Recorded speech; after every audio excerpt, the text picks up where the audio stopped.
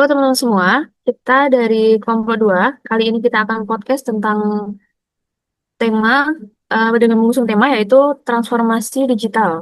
Lebih tepatnya kita mengusung judul yaitu dua mata pisau transformasi digital antara peluang dan tantangan. Eh, Seperti yang kita ketahui ya teman-teman, selama satu dekade terakhir ini, transformasi digital di Indonesia itu bergerak bergerak dengan sangat cepat. Dari pesan ojek online, dari belanja hingga urusan birokrasi, semua ada di genggaman tangan kita gitu. Nah, tapi di balik kemudahannya itu, ada juga nih sisi gelap yang ikut menyelinap masuk, dan salah satu yang paling meresahkan adalah maraknya praktek judi online. Ini bukan lagi cerita, uh, mungkin cerita dongeng atau apa ya teman-teman.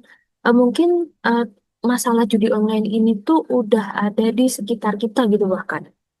Nah, mungkin teman-teman, mungkin orang-orang terdekat teman-teman pernah cerita terjerat judol dan lain-lain, atau mungkin keluarga pasti, aku yakin pasti pernah dengar hal itu kan. Nah, kira-kira eh, terus kalau memang mendatangkan masalah ya teman-teman, kira-kira transformasi digital ini apakah benar-benar membawa kita ke depan atau justru akan membuka celah bagi resiko sosial gitu. Nah, untuk ngebedah ini semua nih, aku nggak sendirian. Sekarang aku bareng teman-teman dari kelompok 2. Nah, di sini kita akan coba nih diskusi dan sharing lah ya teman-teman untuk mengemukakan pandangan teman-teman dari berbagai sudut nih. Nah, di sini ada Harville dan Samuel yang akan bicara tentang peluang. Lalu ada Hervindi dan Hilda yang akan menyoroti sisi gelapnya. Kemudian ada Suraya dan Uza yang akan coba memberikan eh, solusi dan aksi nih kira-kira. Kira-kira gitu ya teman-teman. Kita langsung aja ke segmen pertama. Silakan untuk Mas Harvil dan Mas Samuel. Gimana sih transformasi digital ini benar-benar membuka peluang bagi kita? Mungkin Mas Harvil atau Mas Samuel merasakannya tuh gimana nih dampak dari transformasi digital itu yang bisa kita rasakan sehari-hari. Silakan untuk Mas Harvil dulu ya. Silakan Mas. Oke, terima kasih Kak Feby. Di era sekarang ini, perkembangan teknologi digital itu membuka banyak kesempatan baru. Berarti ini merupakan peluang yang sangat besar.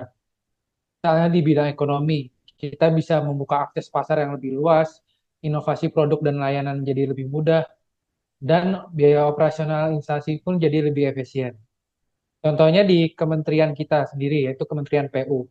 Kita dapat meningkatkan pelayanan kita ke masyarakat dengan adanya platform digital, yaitu memudahkan komunikasi dua arah dan lebih mudah. Selain itu, kita dapat mengurangi efisiensi operasional di instansi kita dengan cara mempercepat waktu respon, mengurangi biaya produksi, dan meningkatkan produktivitas kerja kita. Selain itu, kita juga sudah banyak menerapkan work from anywhere atau WFA di berbagai perusahaan atau instansi yang mempermudah kita dengan adanya perkembangan digital ini. Intinya, kalau kita semua mau beradaptasi, kita dapat mendapatkan peluang yang sangat banyak. Bener banget sih. Work from anywhere ini kayaknya kita mulai kerasa banget tuh setelah kemarin COVID ya teman-teman. Bukan cuman soal pekerjaan nih ya, tapi juga soal layanan publik juga yang lebih baik karena adanya transformasi digital ini. Nah, kira-kira kalau dari Kak Samuel nih, kalau dari sisi ekonomi digital, apa aja sih dampak positif yang paling kerasa? Oke, Baby. Jadi sebelumnya saya mau bilang kalau saya setuju banget ya tadi sama statementnya Mas Harvil. Transformasi digital ini benar-benar ngebantu kita banget di bagian pelayanan publik. Nah, selain pelayanan publik, transformasi digital ini juga berperan penting loh untuk eh, membantu perekonomian kita. Salah satu perubahan paling besar dari transformasi digital ini adalah lahirnya ekonomi digital. Nah, jadi transaksi kini bisa dilakukan kapan saja dan di mana saja. Bahkan sudah menjadi salah satu motor penggerak PDB negara. Keuntungannya, transaksi jadi lebih mudah dilacak sehingga transparansinya lebih terjamin dan banyak inovasi produk maupun layanan baru yang bermunculan. UMKM juga bisa kelas karena pasar makin luas. Mereka tidak lagi wajib punya toko fisik, mereka cukup berjualan online dan bisa menjangkau seluruh Indonesia bahkan dunia. Tambah lagi adanya digital banking, e-wallet, e-commerce, hingga sistem kris yang membuat transaksi jadi lebih mudah, praktis, dan aman. Transformasi digital ini gak hanya memudahkan transaksi, tapi juga menciptakan efisiensi bisnis, memperluas inklusi keuangan, dan membuka peluang pertumbuhan ekonomi yang sebelumnya tidak pernah kita.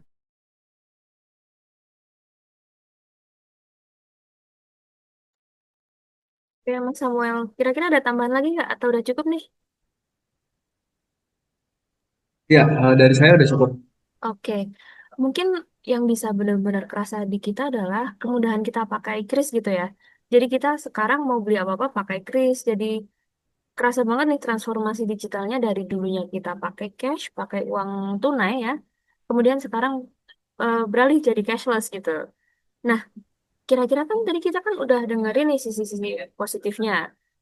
Tentu saja kan pasti ada dong sisi yang negatifnya gitu ya. Mungkin dari Kak Hervindi dan Kak Hilda, gimana sih sisi gelapnya atau eh ya sisi gelapnya dari transformasi digital itu apa aja sih Kak? Boleh dong sharing-sharing ke kita nih supaya kita juga bisa lebih aware gitu. Oke, makasih Mbak Hilda. Jadi bener banget ini judulnya udah sesuai banget. Seperti pisau bermata dua ya transformasi digital ini. Jadi kalau misalnya memang digunakan dengan cara yang positif ya akan menghasilkan dampak yang positif juga seperti yang udah disampaikan sama Mas Harfil, sama Mas Samuel juga. Tapi kalau misalnya transformasi digital ini justru disalahgunakan sama pihak-pihak yang mementingkan kepentingan pribadi ya dampaknya juga tidak semudah itu atau tidak sekecil itu gitu. Seperti yang kita tahu saat ini yang sedang marak adalah kasus judi online ya. Kenapa masalah ini bisa menyebar ya? Karena judi online ini sangat mudah diakses, jadi cuma butuh ponsel dan koneksi internet. Terus masih banyak promosi juga, ya pastinya di era di era media sosial ini. Terus juga ada influencer, jadi membuat judi online ini jadi semakin menarik gitu, jadi seperti hiburan kayak gitu. Nah, apalagi kita nih sekarang sebagai generasi muda ya, harusnya kita yang pandai untuk memahami bagaimana cara memanfaatkan transformasi digital ini. Nah, balik lagi ke judi online. Jadi, saya menemukan data dari PPATK. Jadi, hingga kuartal 2 tahun 2025, kerugian negara itu sudah mencapai 99 triliun rupiah. Dan itu juga didukung dengan dari Direktur Jenderal Pengawasan Ruang Digital Komdigi, bahwa apabila tidak dilakukan intervensi terhadap judi online, itu akan terdapat potensi kerugian negara mencapai sekitar 1.000 triliun rupiah di akhir tahun 2025. Tapi nggak cuman kerugian secara ekonomi itu aja ya, bahkan yang pasti judi online ini sudah pasti melanggar hukum karena dia merupakan tindak kriminalitas yang melanggar undang-undang. Judi online ini juga berdampak signifikan ke aspek sosial, di mana kita juga sering mendengar berita mungkin ada perkelahian, bahkan perceraian gitu di keluarga. Kemudian ada aspek psikologis gitu, karena efeknya kecanduan itu ya namanya manusia kita nggak pernah puas gitu. Kalau udah pernah terjerumus, ya pasti akan candu lagi dan lagi kayak gitu. Terus bisa juga sampai akhirnya merambah ke kasus bunuh diri seperti itu. Kemudian yang paling penting juga di pendidikan gitu, karena sebagai generasi muda ya kita harus memanfaatkan ini dengan baik. Tapi kalau misalkan kita sudah terjerumus, sudah kecanduan gitu, bisa bikin prestasi generasi muda ini menurun dan bisa merusak karakter generasi penerus bangsa. Nah, jadi kalau misalkan tadi dari beberapa aspek yang sudah saya jelaskan ini efeknya sangat destruktif ya, baik untuk individu itu sendiri maupun untuk orang lain termasuk negara. Nah, bayangin aja kalau misalkan generasi-generasi muda seperti kita ini yang harusnya produktif, tapi mereka justru kecanduan judi online gitu. Awalnya coba-coba, tapi lama-lama kan ketagihan. Nah, apalagi sekarang Indonesia sedang menuju bonus demografi di mana warganya usia produktif akan lebih banyak. Nah, ini menjadi tantangan yang cukup berat sih menurut bagi Indonesia ya, bagi saya kalau misalkan tidak ada penindakan secara tegas. Seperti itu Mbak Feby. Oke, berarti bisa kita ketahui ya kalau kerugian negara ini tuh benar-benar fantastis banget ya tadi di angka 1.000 triliun gitu. Nah, itu Betul. ya itu karena awalnya kan dari kemudahan akses itu ya, dari kemudahan akses judi online ternyata bisa sedestruktif itu gitu. Nah, kemudian ini kalau dari Kak Hilda nih, gimana pendapat Kak Hilda tentang tantangan dan pengawasannya nih terkait judi online ini? Gimana nih Kak? Boleh tolong sharing-sharing nih? Oke, baik Kak Feby. Tadi sebenarnya saya juga sepakat ya sama Kak Cindy itu terkait bahaya yang destruktif ya dari judi online sendiri ini. Di situ permasalahannya itu masa sih tantangannya dari pemerintah kita ya atau aparat hukum kita terkait kasus judi online ini. Nah, yang pertama itu eh, sebenarnya pemerintah kita tuh sedang menghadapi masalah fleksibilitas sistem ya. Diibaratkan tuh judi online ini tuh kayak permainan pukul tikus tanah nih. Saat satu tikus atau satu judi online berhasil diblokir, mereka bisa langsung muncul kembali dalam hitungan menit, bahkan detik gitu dengan alamat yang baru gitu. Nah, ini tuh biasanya karena servernya seringkali di luar kendali kita ya, karena biasanya memang servernya itu ada di luar negeri gitu. Yang kedua ini yang paling sering ditemuin ya di era digital sekarang yaitu promosi yang masif dan terselubung nih. Jadi iklan judi online ini tuh udah kayak menyusup kemana-mana gitu ya, dari situs web, sertifikat di ponsel kita, hingga influencer nih juga mulai memasarkan nih terkait judi online gitu. Nah, biasanya mereka pakai gimmick-gimmick nih, kayak hadiah dan bonus besar gitu untuk memancing korban-korbannya gitu. Dan banyak dari kita, sama yang kurang paham nih, sekali tergiur gitu. Nah, yang paling rumit ini sebenarnya adalah kejahatan lintas negara ya terkait judi online ini. Karena sebenarnya judi online ini bukan lagi sekedar kelompok kecil atau bisnis kecil gitu ya. Karena mereka itu udah sistemnya itu bisnis jaringan internasional gitu yang sangat terorganisir dan rapi gitu. Biasanya mereka memang punya dana yang besar dan disupport sama teknologi yang canggih gitu. Jadi untuk memberantasnya kita memang sangat dibutuhkan ya kerjasama antara pemerintahan kita dengan negara lain gitu supaya kasus judi online ini bisa diatasi gitu. Nah, yang terakhir nih dan yang paling penting ya, ini kait SDM kita sih Kak ya, karena kan di era digital ini SDM kita itu masih sangat minim literasi digitalnya gitu ya. Ini sebenarnya jadi akar permasalahan yang mendalam gitu ya. Banyak orang-orang yang terjerumus karena kurangnya pemahaman nih sama sosial media kita gitu. Mereka biasanya sangat apa ya? Bisa dengan gampang, dengan mudah teriming-iming iklan-iklan di dunia maya gitu. Mereka ingin dapat keuntungan yang cepat dan instan sih ya, biasanya nggak mau untuk berusaha gitu. Jadi mereka tidak tahu nih di balik janji-janji manis keuntungan atau iming-iming dari iklan itu sebenarnya itu sangat bahaya sekali ya dampak negatifnya untuk kedepannya gitu.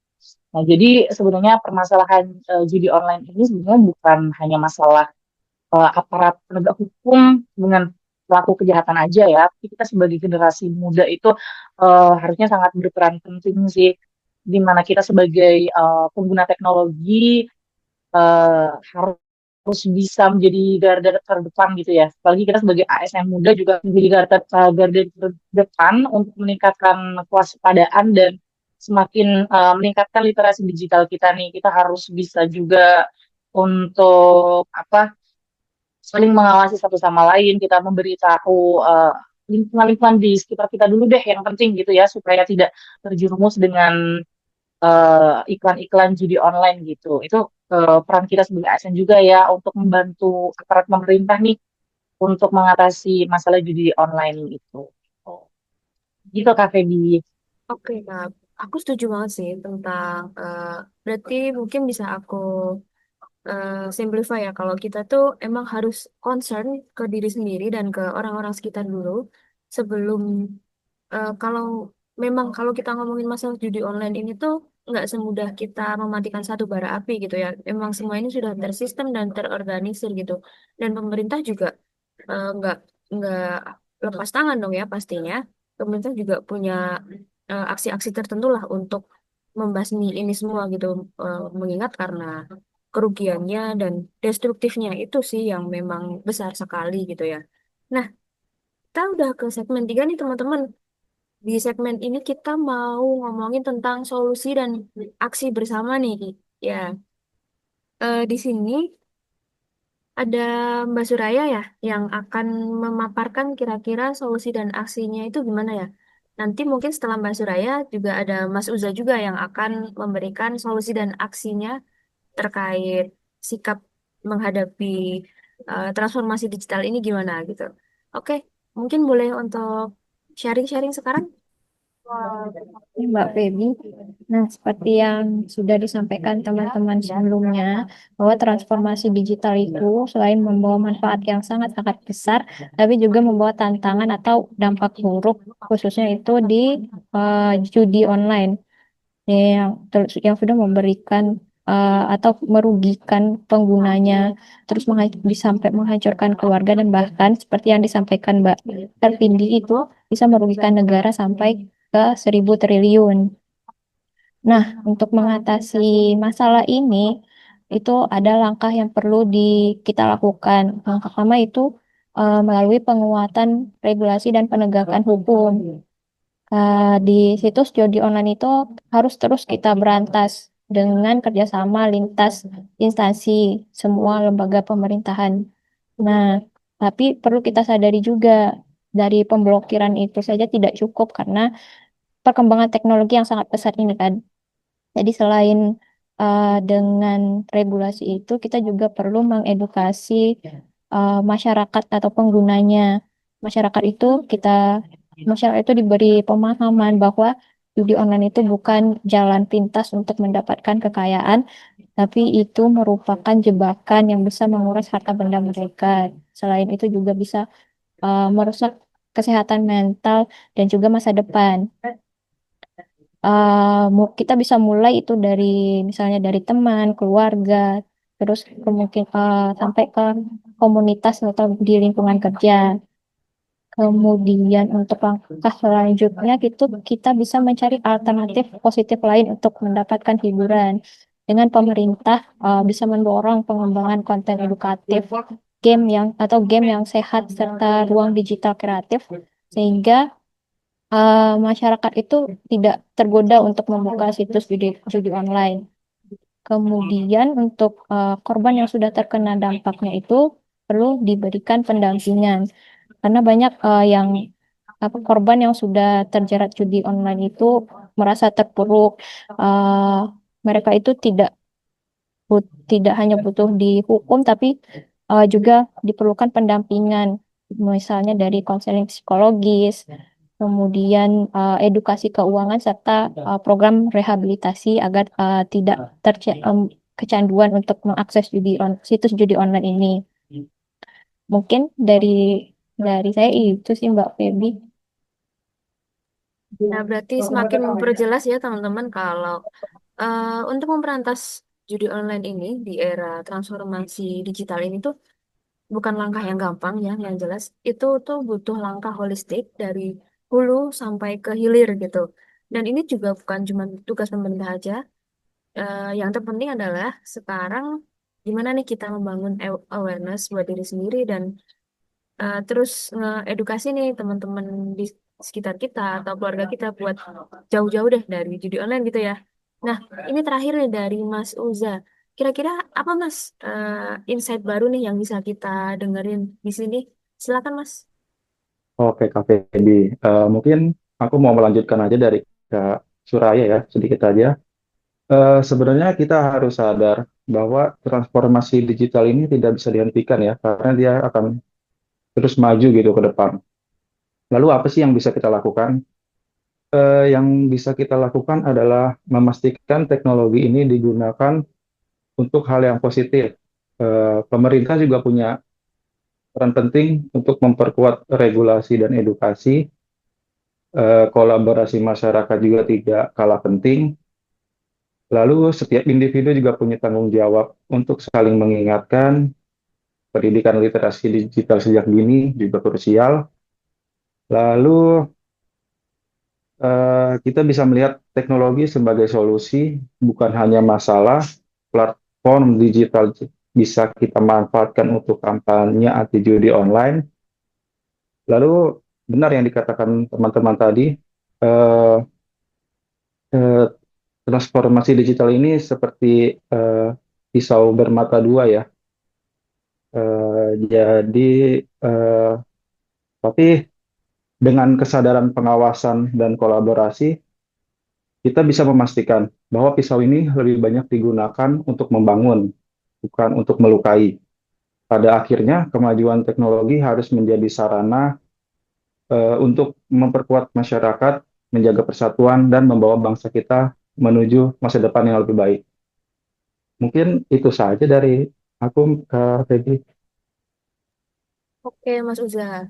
Nah, karena kita udah di akhir session ini, kita udah di akhir podcast. Mungkin beberapa hal yang bisa aku tarik kesimpulan adalah judi online itu seberbahaya itu. Kemudian transformasi digital itu merupakan dua mata pisau yang kita harus bijak menggunakannya, bukan untuk merusak, tapi untuk memahat sesuatu supaya kita bisa terus bergerak maju gitu ya. Nah, saya mau mengucapkan terima kasih ya kepada Mas Harfil, Mas Samuel, Kak Ervini, kemudian Kak Hilda, Kak Suraya, dan Kak Uza atas semua pandangannya dan insight-insightnya. Sangat insightful, sangat memberikan awareness baru ya bagi kita. Dan yang jelas sangat informatif, bikin kita makin melek seberapa bahayanya eh, judi online itu di tengah di era transformasi digital ini. Nah, kira-kira gitu aja ya, teman-teman. Kita jumpa lagi di podcast kita selanjutnya. Semoga teman-teman suka, semoga ada manfaat yang bisa dipetik. Eh, Akhir kata, dadah, selamat sore, selamat pagi, selamat malam.